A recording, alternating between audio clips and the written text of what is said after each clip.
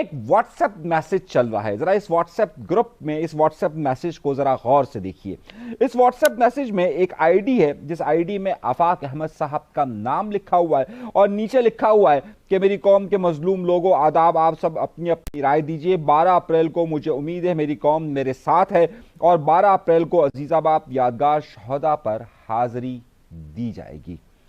अब सवाल यह बनता है कि क्या आफाक अहमद साहब ने यादगार शहदा यानी कि जो कि मुत्तहिदा कौमी मूवमेंट से वाबस्ता, अल्ताफ हुसैन साहब से वाबस्ता है, वहां जाने के बारे में कहा है या नहीं कहा है? यह मैं आपको आगे चलकर बताता हूं और बहुत ही तफसीली खबर आपको दूंगा, बहुत ही अहम हकाइक से पर्दा उठाऊंगा। लेकिन उससे पहले यह है कि आज कराची शहर के अंदर हड़ताल की कॉल दी गई थी। इब्तदाई तौर पर तहरीक लब्बैक पाकिस्तान ने आलमी सतह पर जो हड़ताल की कॉल दी गई थी उसकी हिमायत का अनाउंसमेंट किया और सबसे पहले हमने ये आपको खबर ब्रेक की, जिसके बाद कई ताजिर तंजीमों ने इस हवाले से उनके बारे में कहा कि हम उसकी हिमायत करते हैं और दुकानें और कारोबार बंद रहेगा। कराची शहर की जो बड़ी मार्केट है जहां पर यूनियंस काम करती है वहां पर हड़ताल का असर देखा गया, लेकिन ओवरऑल पूरे कराची शहर में इस हड़ताल को हम जुज़वी कारोबारी हड़ताल करार दे सकते हैं। वहां पर फलस्तीन के अंदर जुल्म और बर्बरियत की इंतहा हो चुकी है। इस वक्त अगर इंसानियत अगर किसी अलमनाक वाक़े से गुजर रही है तो यकीनी तौर पर फलस्तीन है, फलस्तीन है और फलस्तीन है। फलस्तीन के मजलूम लोगों पर जो जुल्म और बर्बरियत की जा रही है, कहा जा रहा है कि इतना गोला बारूद बरसाया जा चुका है अब तक कि इसकी तारीख में मिसाल नहीं मिलती है। अब तक हिरोशिमा और नागासाकी का भी शायद रिकॉर्ड टूट चुका हो कि वहां पर जितनी हलाकतें हुई है उससे ज्यादा यहां पर मासूम बच्चे शहीद हुए। कम अज कम फलस्तीन के मजलूमों के लिए इतनी तो आवाज बुलंद कीजिए कि जितनी शायद यहां पर कुफार यानी कि के अंदर बुलंद कर रहे हैं और लोग 5 लाख की तादाद में लोग बाहर निकले। अफसोसनाक सानिया, लेकिन उसके साथ साथ बहुत बड़ी बड़ी और अहम खबरें भी हैं।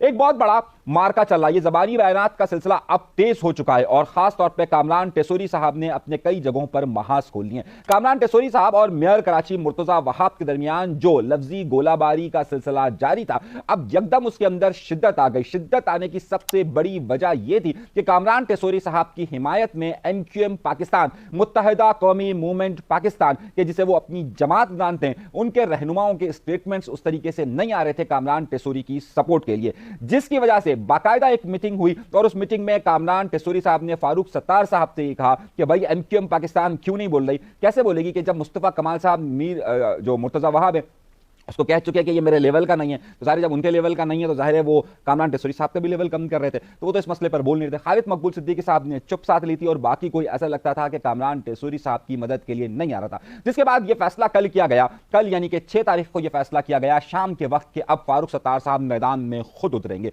जिसके बाद फारूक सत्तार साहब ने अलीउल सुबह 48 मिनट की एक तवील प्रेस कॉन्फ्रेंस की, जिसमें उन्होंने मुर्तजा वहाब पर जज्बाती अंदाज में मोबाइल निकाल कर मारने की कोशिश की और यहां तक कि शेम से लेकर अबे तबे तक आ गए। सुनिए जरा अबे तबे इनका, कहां पर ये अबे तबे कर रहे हैं। सिर्फ बयानबाजी करके MQM को, मुझे और गवर्नर को एंगेज करके लोगों की तवज्जो अपनी परफॉर्मेंस से मत हटाओ यार, अपने काम से काम रखो। वो वाले ना फारूक, याद है आपको? हाँ,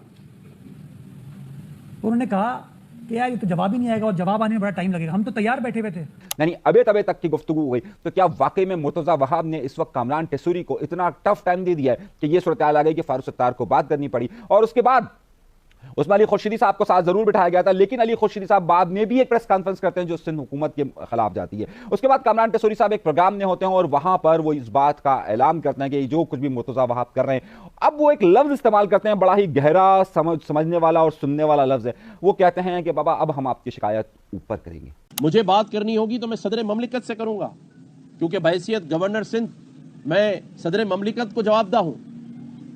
मुझे आपका नाम सिर्फ इसलिए पता है कि आप मेरे जाती वकील हैं। मुझे पता है कि उनका हाल सिर्फ 20 गाड़ियों के प्रोटोकॉल में, 25 गाड़ियों के प्रोटोकॉल में घूमना है। मुझे तो नहीं पता बहैसियत मेयर आप सुबह चिंची पर जाते हैं क्या ऑफिस? और सड़कें ब्लॉक कर दी जाती है, रूट लगा दिया जाता है। ये छिचोरपाई हमसे नहीं होती और नहीं हो सकती है। आप इतनी लंबी लंबी प्रेस कॉन्फ्रेंस कर रहे हैं, काम भी कर लो भाई। गवर्नर साहब, मुझसे गुफ्तगू करनी हो ना, अपने तर्जुमानों के जरिए बात ना करें, डायरेक्ट बात करें, चिट्टे बिट्टे खोल दूंगा मैं। ऊपर का मतलब है उन्होंने कहा है कि जनाब अब मैं बराह रास्त शिकायत इसकी करूंगा आसिफ अली जरदारी साहब से।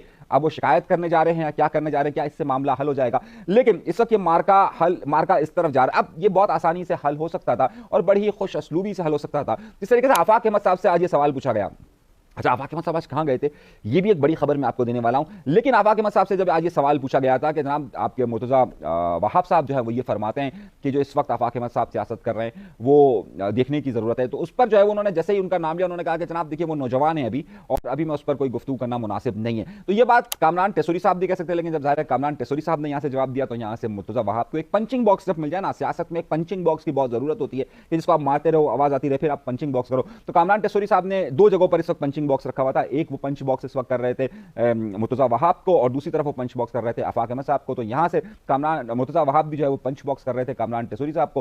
पहले वो नीचे लेवल पर बात हो रही थी, लेकिन अब जो है वो मामला वहां पर आकर रुक गया। तो अब मामला कहां जा रहा है, कहीं कोई टेंशन की बात नहीं है। एमक्यूएम और पाकिस्तान कम्युनिस्ट पार्टी के दरमियान ये जो तनाव की कैफियत है ये ज़बानी है, और उसकी सबसे बड़ी वजह है कि कामरान टेसोरी साहब की जो इस वक्त गोलाबारी चल रही है, उस गोलाबारी के साथ एमक्यूएम की आला क़यादत उनके साथ उस तरीके से मुंसलिक नहीं होना चाहती है। मैं खबर आपको दे रहा हूं। अब आइए दूसरी खबर की तरफ। एक सुन्नी तहरीक कराची शहर के अंदर जमात मौजूद है, और बड़ी अहम बात यह कि सुन्नी तहरीक इस वक्त दो हिस्सों में तकसीम है।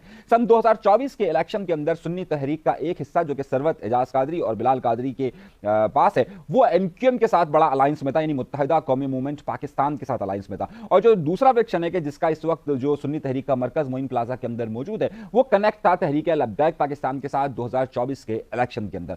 अब यह देखा गया कि एमक्यूएम पाकिस्तान मुत्तहिदा कौमी मूवमेंट पाकिस्तान के साथ बड़ी कुर्बत रही सरवत एजाज कादरी साहब की। आपने देखा होगा अनीस खानी साहब, दीगर लोग बार बार उनके यहां विजिट करते थे, वो वहां जाते थे, वो यहां आते थे, वो वहां जाते थे, वो यहां आते थे। तो इस कुर्बत में क्या दरार पड़ना शुरू हो चुकी है, और अब बाकायदा सरवत एजाज कादरी साहब के पास गए हैं आफाक अहमद साहब, और वहां पर सरवत एजाज कादरी साहब ने ऐलान किया है 12 अप्रैल के जो आफाक अहमद साहब का कराची की ताकत का जो मुजाहरा करने की बात हो रही है, उस हवाले से वाज़े तौर पर सुन्नी तहरीक ने उस तरफ अपना पलड़ा रखा है। अब ये बड़ा अहम है, क्योंकि जाहिर सी बात है इस वक्त जो कोई भी आफाक अहमद साहब के करीब जा रहा है, वहाँ मुत्तहिदा कौमी मूवमेंट पाकिस्तान को उस पर ज़ाहिर ऑब्जेक्शन कर रही है, ज़ाहिर वो समझ रही है कि उनके लोग जो है वो अब कहीं और शामिल हो रहे हैं। और ये बात का इशारा मैंने आपको पहले भी दिया था। तो सरवत एजाज कादरी साहब के बड़े करीबी ताल्लुकात रहे इनके साथ, और अब सरवत एजाज कादरी साहब का आफाक अहमद साहब के साथ प्रेस कॉन्फ्रेंस के साथ इस बात का अनाउंसमेंट जो है वो एक नई सियासी अलायंस या नए सियासी इत्तेहाद की तरफ भी जाता हुआ नजर आ रहा है। यानी कि जो पहले बातचीतें होती थी, जो गुफ्तगू होती थी, उसमें और अब इसमें फर्क आना शुरू हो चुका है। अच्छा, अब आइए एक और बात की तरफ और एक और खबर की तरफ। ये तीन बड़ी खबरें मैंने आपको दे दी कि गोलाबारी का सिलसिला कहां जाकर रुकेगा। एक और बात, 12 अप्रैल के हवाले से जहां पर आफाक अहमद साहब ने ऐलान किया था, वहीं पर कामरान टेसोरी साहब ने भी आज फिर दोबारा दोहराया है कि 12 अप्रैल को वो भी गवर्नर हाउस के अंदर प्रोग्राम करेंगे। अब एक और बात भी आई है कि वो जो कामरान टेसोरी साहब के खिलाफ जनाब वो दीगर महाज भी खड़े होना शुरू हो गए। जो महाजर कल्चर डे 24 दिसंबर की वो कहते हैं कि जनाब मैंने इसको बनाया, उस पर जो बेसिकली महाजर कल्चर डे के ऑर्गेनाइजर्स हैं उन्होंने काफी ऑब्जेक्शन किया है कि, और ये कहा है कि जनाब वो बिला वजह की क्रेडिट लेने की कोशिश कर रहे हैं। उसका भी चीज हमारे पास एक मौजूद है, लेकिन उसको हम अगले प्रोग्राम में रखते हैं। अच्छा, अब आइए अगली बातों की तरफ। सिलसिला जो है वो बढ़ता जा रहा है, और बढ़ते दीगर चीजें भी मामला जो हैं वो आगे की तरफ बढ़ना शुरू हो गए। रफ्तार के मालिक को, जिसको पीका कानून के तहत अरेस्ट किया गया था, उनकी आज जमानत हो गई है, और रफ्तार के मालिक फरहान मलिक को आज जेल से रिहा कर दिया गया है। और जेल से रिहा करने के बाद जाहिर है अब उनकी जो सरगर्मियां हैं वो देखेंगे कि उसके मामला कहां तक बढ़ते हैं और किस तरीके से बढ़ते हैं। अच्छा, मैंने आपको प्रोग्राम की इब्तिदा में एक बात कही थी, और इस पर हम जरा सा दोबारा से मैं आपको लेकर चलता हूं। एक जिस तरह मैंने आपको बताया था कि एक व्हाट्सएप पे एक फेक न्यूज चल रही है, और वो फेक न्यूज़ का सिलसिला बहुत ज्यादा बढ़ता गया है। एक फेक न्यूज़ ये चल रही है, एक बल्कि न्यूज़ आइटम के तौर पे चल रहा है कि अमीनुल हक साहब की कोई मुलाकात हुई है आफाक अहमद साहब से, कोई 2-2.5 घंटे की मुलाकात हुई है, जिसमें यह बात तय करने की कोशिश की गई है कि मुत्तहिदा कौमी मूवमेंट पाकिस्तान को कैसे कमजोर किया जाए। अच्छा, मैं आपको ये बता देता चलूं कि मैंने अपनी जादूगरनियों को दौड़ाया, और बराह मेहरबानी आजकल व्हाट्सएप ग्रुप्स में बहुत सी ज्यादा फेक न्यूज चल रही है। उन फेक न्यूज पर एतबार मत किया करें। अमीनुल हक साहब की कोई मुलाकात कहीं पर भी नहीं हुई है। उनकी मुलाकात पिछले काफी अरसे से आफाक अहमद साहब से नहीं हुई है, बहुत अरसे से आफाक अहमद साहब से नहीं हुई है।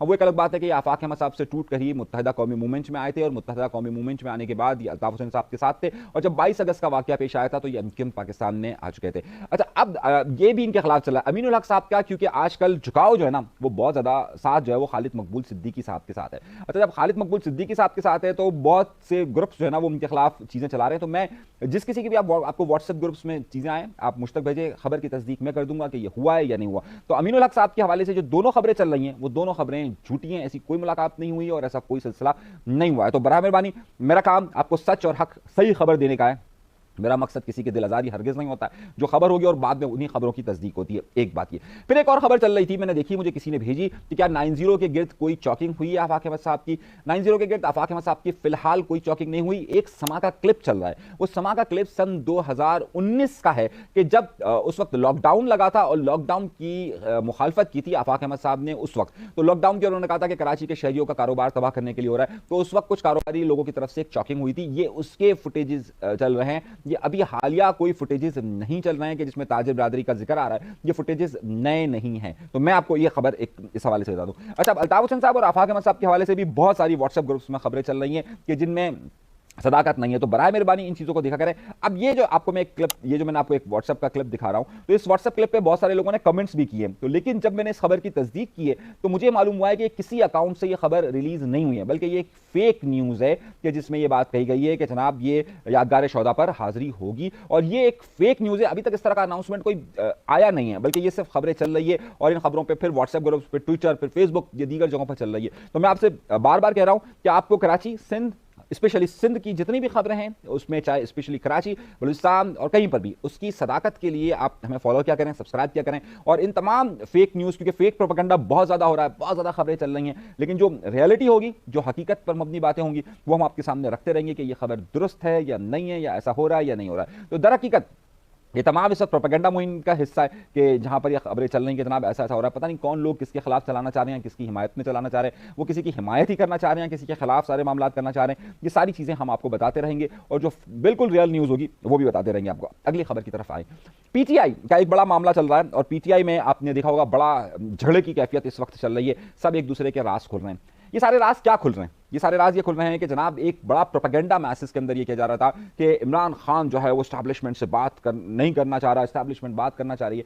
अब केल में होगा, मैं वो वाहिद शख्स हूं कि जो आपको पहले दिन से ये बात अर्ज कर रहा हूं कि जनाब ये कोई मुज़ाकरात नहीं हो रहे हैं और दूसरी तरफ से कोई जवाब नहीं मिल रहा है। और मेरा एक जुमला मैंने कहा था कि वहां से ये जवाब आ रहा है एब्सोल्युटली नॉट का, और मैं बार बार ये बात कह रहा था और वहां पर एक प्रोपेगेंडा चल रहा था कि जनाब नहीं, मुज़ाकरात हो रहे हैं, बस कल आ रहे हैं, परसों आ रहे हैं, ये वाला मार्च हो रहा है, ये वाला मुजाहरा हो रहा है। ये सारी कहानी आपके सामने आ रही थी।